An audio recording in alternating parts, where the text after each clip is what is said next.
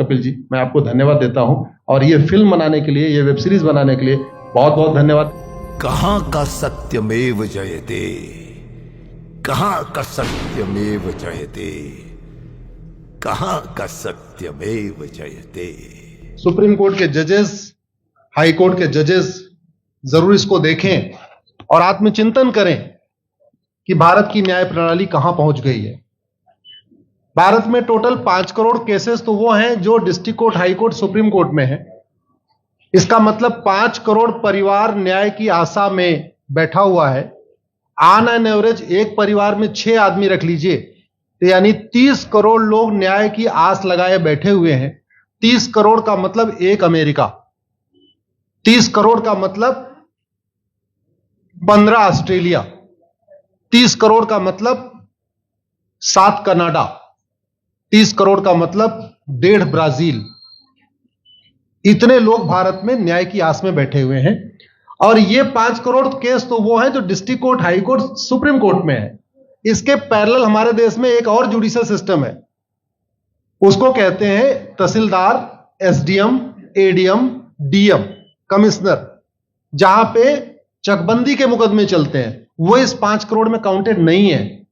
जो तहसीलदार के यहां मुकदमा होता है, एसडीएम के यहां मुकदमा होता है, एडीएम के यहां होता है, डीएम के यहां होता है, चकबंदी अधिकारी जिसको सीओ कहते हैं, डीडीसी कहते हैं, एसओसी कहते हैं, वो इसके पैरेलल में है और 5 करोड़ मुकदमे वहां पे भी चल रहे हैं। इसका मैं लाइव एग्जांपल देना चाहूंगा भारत की ब्लैक जस्टिस सिस्टम का।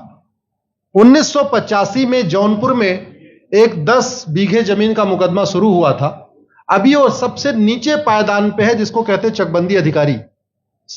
1985 में मुकदमा शुरू हुआ, 2023 आ गया, लगभग 37 साल बीत चुके। 37 साल में यह नहीं तय हो पाया कि असली विल कौन सी है। 2 लोगों ने क्लेम किया, वो कह रहे हैं मुझे विल मिली है, वो कह रहे हैं मुझे विल मिली है। 37 साल में यह नहीं डिसाइड हो पाया असली विल किसकी है।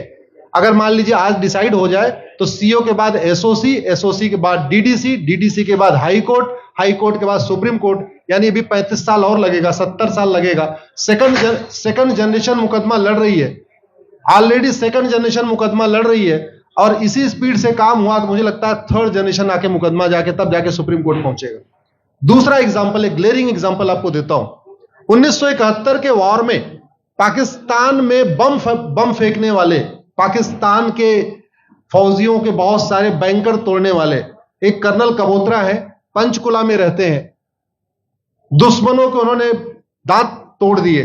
आज 2000 से उनके मकान पे किसी ने कब्जा किया हुआ है। 2023 आ चुका है, 23 साल में वो अपने मकान को नहीं छुड़ा पाए।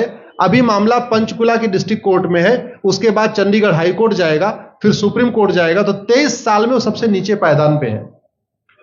वास्तविकता यह है, अंग्रेज चले गए, अंग्रेजी कानून यहीं छोड़ गए, अंग्रेजी व्यवस्था यहीं छोड़ गए। यह व्यवस्था भारत में न्याय देने के लिए नहीं बनी थी। यह जो न्यायिक जुडिशियल सिस्टम था भारत में जो बनाया गया, वो केवल और केवल भारत को लूटने बांटने के लिए बनाया गया था। चूंकि कानून वही चल रहा है, जुडिशियल सिस्टम वही चल रहा है, इवन हमारा ड्रेस भी वही चल रहा है। अंग्रेज काले कपड़े पहनते थे, हम भी काले कपड़े पहनते हैं। अंग्रेज जून के महीने में उनको गर्मी लगती थी तो 1 महीने छुट्टी करके इंग्लैंड चले जाते थे। आज भी हमारा हाई कोर्ट, सुप्रीम कोर्ट पूरे मई जून बंद रहता है। अंग्रेजों को क्रिसमस के टाइम में दिसंबर में छुट्टी मनाना जाना होता था, 1 महीने छुट्टी कर चले जाते थे। आज भी हमारी हाई कोर्ट, सुप्रीम कोर्ट दिसंबर में, क्रिसमस के टाइम में 15 दिन 20 दिन बंद हो जाती है। तो सोच वही है, किताबें वही है, व्यवस्था वही है, कानून वही है, तो स्वाभाविक सी बात है जस्टिस होगा कहां से? जस्टिस कैसे होगा?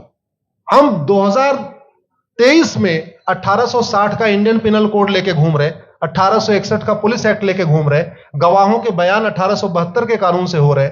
हमने सब कुछ वर्ल्ड क्लास कर लिया, लेकिन अपने जस्टिस सिस्टम को कंपेयर करने की कोशिश ही नहीं किया। जितने में एक एयरपोर्ट बनता है, एक एयरपोर्ट बनाने में 25,000 करोड़ की लागत आती है। अगर हमारी सरकारों ने एक एयरपोर्ट की कीमत जुडिशियल सिस्टम पे खर्च कर दिया होता तो हमारी न्यायिक व्यवस्था अच्छी हो गई होती। आज घटिया, चूंकि अकाउंटेबिलिटी नहीं है, जुडिशियल सिस्टम में कोई अकाउंटेबिलिटी नहीं है। किसी के साथ न्याय हो जाए, अन्याय हो जाए, कोई फर्क नहीं पड़ता। निर्दोष को जेल हो जाए, जज की कोई अकाउंटेबिलिटी नहीं। दोषी को बेल हो जाए, जज की कोई अकाउंटेबिलिटी नहीं। लाख लोग जेल में सड़ रहे हैं, लाखों धोखेबाज भ्रष्टाचारी बाहर घूम रहे हैं, मूल कारण है ब्लैक जस्टिस सिस्टम। आपने बहुत अच्छा आपने इस पे वेब सीरीज बनाया है, और इस देश में world class airport, world class highway, world class shopping mall, सब कुछ वर्ल्ड क्लास बना लिया। इनफैक्ट अपना मोबाइल का डेटा सुरक्षित रखने के लिए हमारे सांसद, विधायक, जज आईफोन भी यूज करते हैं। अमेरिका का आईफोन यूज करते हैं हमारा डेटा सुरक्षित हो जाए, लेकिन भारत सुरक्षित हो जाए उसके लिए यह नहीं देखते कि जापान में कौन सा कानून है, अमेरिका में कौन सा कानून है, सिंगापुर में क्या अच्छा चल रहा है। कनाडा में रेंट का मामला एक डेट में खत्म होता है। सिंगापुर में अभी कुछ दिन पहले एक व्यक्ति के पास 900 ग्राम गांजा पाया गया, उसको फांसी हुई है। दोबारा वहां ड्रग स्मगलिंग होगी क्या? तो भारत में चाहे वो ड्रग स्मगलिंग है, माफिया राज है, ह्यूमन ट्रैफिकिंग है, इन सब के लिए हमारा जस्टिस सिस्टम जिम्मेदार है। कोई भी अपराध होता है उसमें दो पक्ष होता है, एक पीड़ित, एक अपराध करने वाला। जो पीड़ित होता है वो चाहता है जल्दी उसको न्याय मिल जाए, अपराध करने वाला चाहता है मुकदमा लंबा चले। भारत का न्यायिक सिस्टम अपराध करने वाले के साथ खड़ा है। बलात्कारी चाहता है उसका मुकदमा 30 साल चले, और मुकदमा 30 साल चलता है। भू माफिया चाहता है कि गरीब की जमीन पे कब्जा कर ले, उसका मुकदमा 50 साल चले, और आज की डेट में मुकदमा 50 साल चल रहा है। इसका मतलब वर्तमान न्यायिक सिस्टम बलात्कारी के पक्ष में है, भू माफिया के पक्ष में है, ड्रग स्मगलर के पक्ष में है, ह्यूमन ट्रैफिकर के पक्ष में है, नक्सलियों के पक्ष में है, माओवादियों के पक्ष में है, जो लोग देश विरोधी काम कर रहे हैं उनके पक्ष में है। 40 साल 50 साल के बाद किसी व्यक्ति ने मिलावट करके लोगों का स्वास्थ्य खराब कर दिया, उसको 50 साल के बाद सजा हो रही है। इस बीच उसने कम से कम पता नहीं कितने लोगों का और भी कर दिया। तो ये जो जस्टिस सिस्टम होता है दवा की तरीके काम करता है। जैसे दवा अच्छी होती है बीमारी तुरंत ठीक हो जाती है, अगर दवा घटिया होती है तो बीमारी बढ़ जाती है। दवा खाने के बाद शरीर एज इट इज नहीं रहता, या तो बीमारी ठीक होती है या तो बीमारी बढ़ती है। अगर कोई आदमी एक गांव में किसी के साथ कुछ गलत कर दे, उसको 6 महीने के अंदर सजा हो जाए, साल भर के अंदर हो जाए, दूसरा अपराध वहां नहीं होगा। लेकिन अगर उस व्यक्ति को पनिशमेंट नहीं मिला तो स्वाभाविक सी बात है उसने उसको और मोटिवेट कर दिया। कहते नहीं ऐसे बुखार है, तुरंत 2 गोली खाइए बुखार ठीक हो गया, लेकिन अगर आपने दवा नहीं खाई या गलत दवा खा लिया तो टाइफाइड होगा या निमोनिया होगा। दुर्भाग्यवश ये हमारा जस्टिस सिस्टम यही कर रहा है।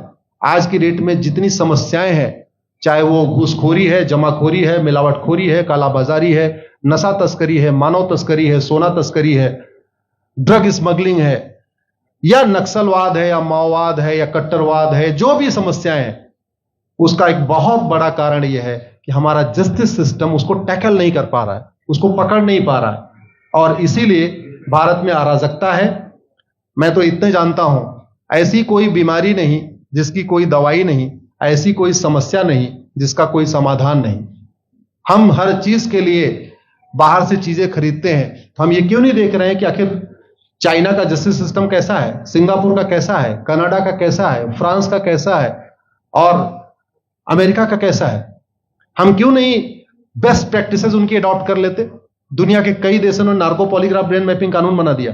मेरी बहन दीपिका नारायण बैठी हुई है, ये लगातार फॉल्स केसेस के खिलाफ, इनको मैं देखता रहता हूं, एक्टिव रहती है। एक कानून बन जाए नार्को पॉलीग्राफ ब्रेन मैपिंग, और कंप्लेन पे अंडरटेकिंग ले लिया जाए कि जो कुछ मैं शिकायत कर रहा हूं इसके लिए मैं अपना नार्को पॉलीग्राफ ब्रेन मैपिंग कराने के लिए तैयार हूं, हजारों की संख्या में फेक केसेस खुद ही खत्म हो जाएंगे। आज की डेट में लोग जुडिशरी की लापरवाही के साथ साथ फर्जी केस से परेशान है, फर्जी गवाही से परेशान है, फर्जी एफआईआर से परेशान है, हजारों परिवार परेशान है। कई बार देखा गया कि जो फैमिली के केसेस होते हैं उसमें कितने सारे फेक केसेस भी आ रहे हैं। तो जो वास्तव में दोषी हैं उनको पनिशमेंट नहीं मिल पा रहा है, जो निर्दोष हैं उनके खिलाफ फर्जी केसेस हो रहे हैं।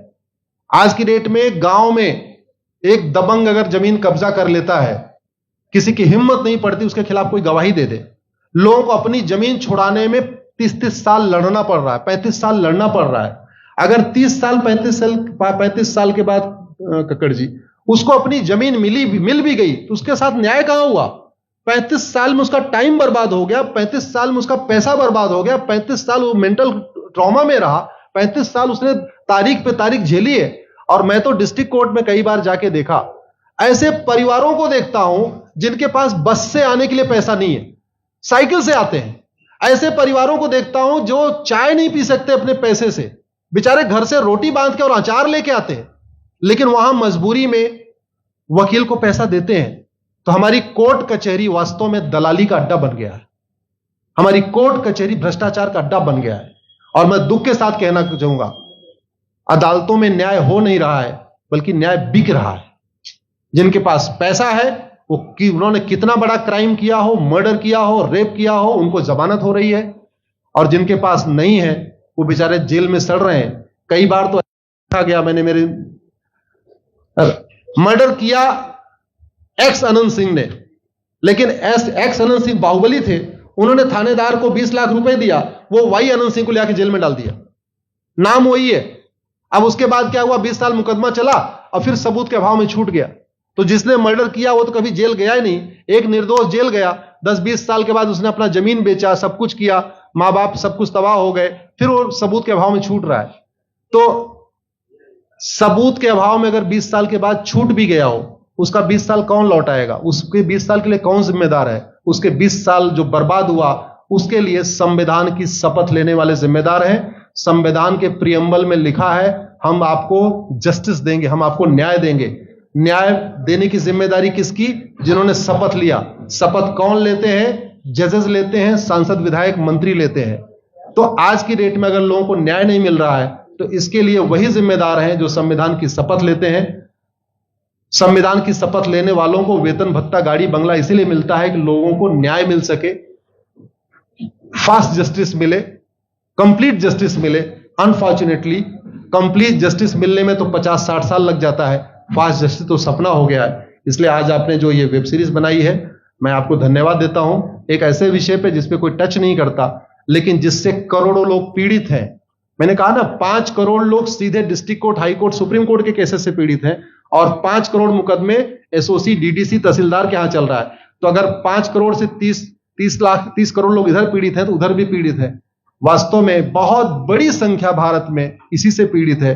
और अपराध, भ्रष्टाचार और जितनी भी अराजकता चल रही है, उसका मूल कारण भी यही है। जस्टिस सिस्टम अच्छा हो जाए, कानून सख्त हो जाए, कानून का खौफ पैदा हो जाए, न्यायपालिका का खौफ पैदा हो जाए, और ये थाने जो दलाली के अड्डे बन गए हैं, तहसील जो दलाली का अड्डा बन गया है, डिस्ट्रिक्ट कोर्ट जो कमीशन खोरी का अड्डा बन गया है, अगर इस पे कंट्रोल हो जाए तो वास्तव में भारत में फिर से राम राज्य आ सकता है। अगर जुडिशियल सिस्टम अच्छा हो जाए, तो जो राम राज्य की कल्पना है, धर्म की जय हो, अधर्म का नाश हो, प्राणियों में सद्भावना हो, विश्व का कल्याण हो, मुझे लगता है उसको फिर से जीवित किया सकता है। आपने मुझे बुलाया कपिल जी, मैं आपको धन्यवाद देता हूं। और ये फिल्म बनाने के लिए, ये वेब सीरीज बनाने के लिए बहुत बहुत धन्यवाद देता रहता हूं। दीपिका जी लड़ती रहती हैं, इनको देखता रहता हूं।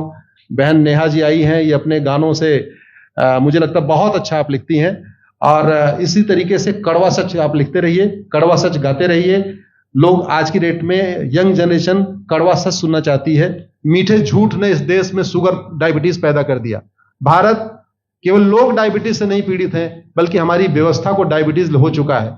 और उस डायबिटीज को दूर करने के लिए नेहा राठौर जैसी बहनें जो सही बात कह रही हैं, दीपिका जी सही बात कह रही हैं, आप लोग जो है बहुत अच्छा काम कर रहे हैं। और आपने, कक्कड़ साहब, आपने बनाया वेब सीरीज, आपको विशेष आभार, धन्यवाद देता हूं। यही निवेदन करता हूं, इस वेब सीरीज को ज्यादा से ज्यादा देखें। और खास तौर पे अगर आपके जानने वाले कोई जज हैं, कोई आईएएस हैं, कोई आईपीएस हैं, मंत्री, सांसद, विधायक हैं, उनको भी एक बार फोन करके, व्हाट्सएप करके एक बार कहिए कि वो भी इसको जरूर देखें। क्योंकि अल्टीमेटली न्यायिक व्यवस्था बदलने की जिम्मेदारी उन्हीं की है जिनको वेतन, भत्ता, गाड़ी, बंगला, free air ticket, free rail ticket और वीआईपी व्यवस्था मिलती है। ये व्यवस्था उन्हीं को बदलनी है। जय हिंद, धन्यवाद।